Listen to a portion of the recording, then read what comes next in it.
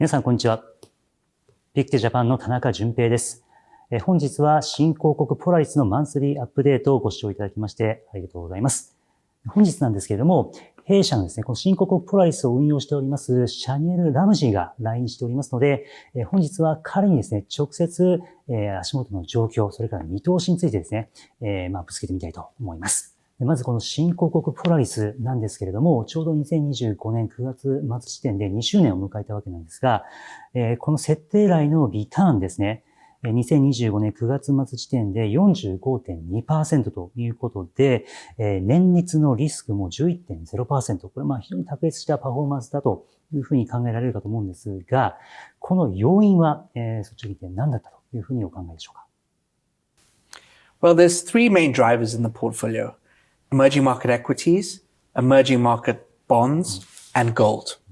And what we see since we started EM Polaris was that we had the view that emerging market assets were deeply undervalued.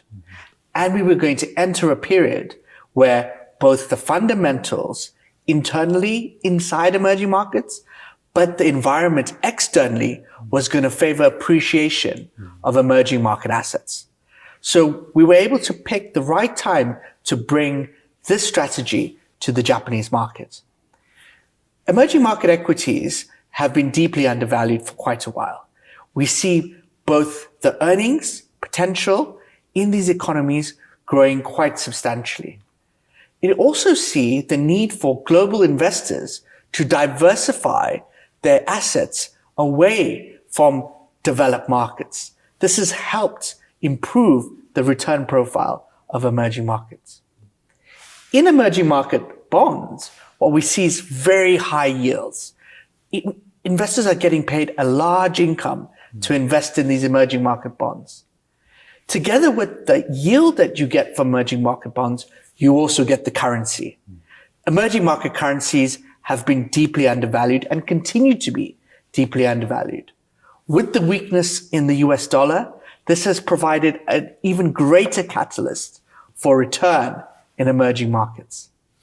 Finally, we have gold. We have been very positive on gold for the last few years.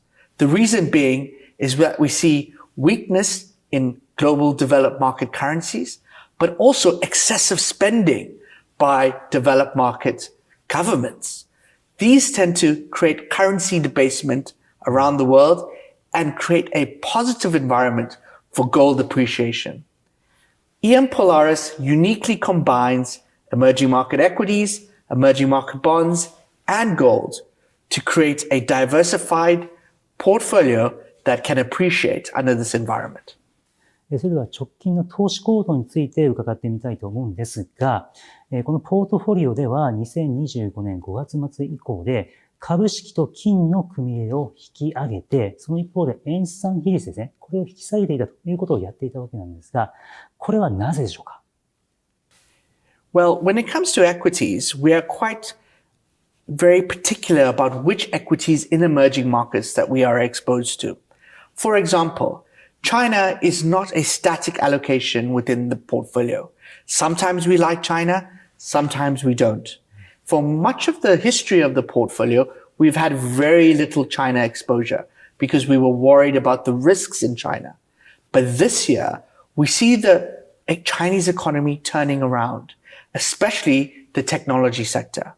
Since the middle of this year, we started to increase our Asia equity weight, particularly exposed to China technology.